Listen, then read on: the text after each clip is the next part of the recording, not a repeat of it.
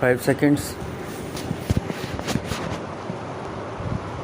Sir, I am grateful to the honorable member who have made their contribution while discussing the performance of the Ministry of Commerce.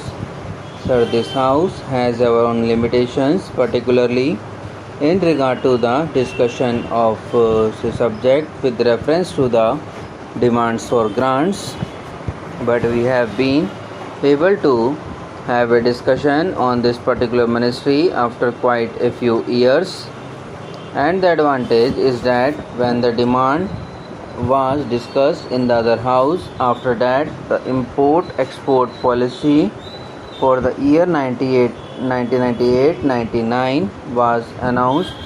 The honorable members had the opportunity also to keep that policy at the back of their minds while making their observations on the functioning of the ministry.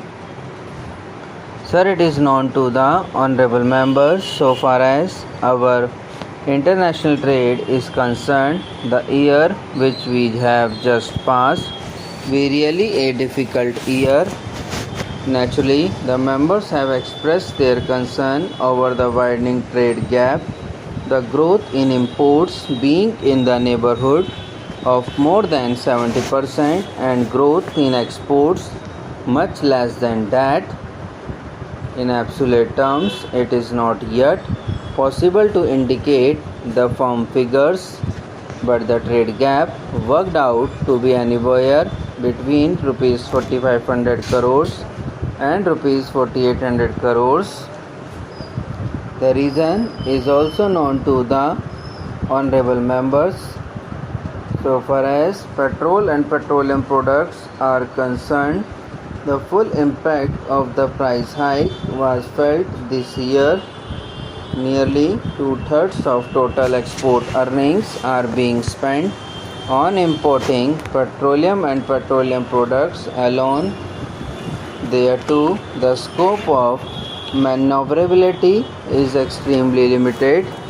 As the honorable members are aware, the total import of petrol and absolute terms, we are keeping the quantum almost at the same level, though we are paying much more, and that too, according to my assessment, is also irreducible minimum, because we want to maintain our agricultural program.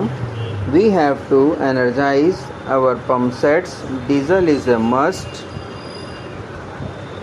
It is necessary to maintain the national transport service and at the same time to provide kerosene oil to the large number of villages. Import of fertilizers is absolutely a must if we want to maintain our agricultural program. Therefore, the scope of extremely limited to reduce the import of petrol and petroleum products during the current financial year. Had in that context, the strategy which has been worked out is to have a vigorous export effort, reduce our dependence on imports for the areas where we can, and thirdly, give encouragement to import substitution. So far as exports are concerned, it is known to the honorable members, even up to 1995-96, we were having a reasonable growth for the last 3 years, but we could not maintain that growth rate in the next 3 years.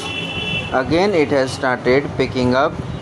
In this connection, sir, I would like to mention one particular point which has been very often quoted to show that India's often an argument is put forward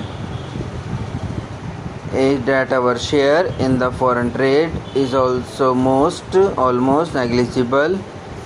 I do not deny it. From the early 50s, when our share is the international trade was roughly 2%.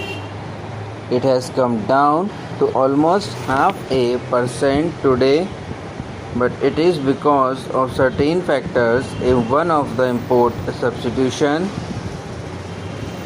Secondly, the share of a particular country in the international trade and world trade is not so much relevant. What is more relevant is the percentage of exports, and we look it from that angle, we will find that if I understand the figure correctly, and I hope I have the figure with me, therefore there has been a quantitative change. We are not happy, we want much more growth. The level of growth is not satisfactory and it is not up to the necessity which we require, but at the same time we shall have to acknowledge the fact that there has been growth. And in this connection, very often it is pointed out that whatever growth is there, it is mainly because of the inflation. In value it has increased and in quantity it has not increased. I would like to quote some figures to point out that there has been an upward trend in value and there has been an upward trend in volume also.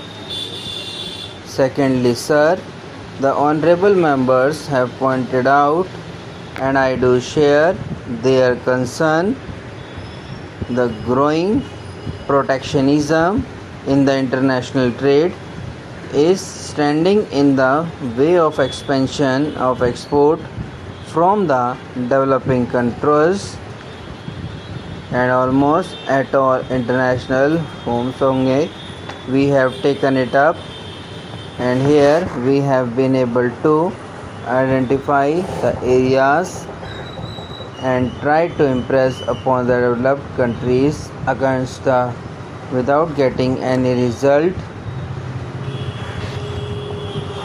and almost all international forums we have taken it up, and here we have to able to identify the areas and try to impress upon the developed countries without getting any result. Subscribe now and press the bell icon. Never miss an update.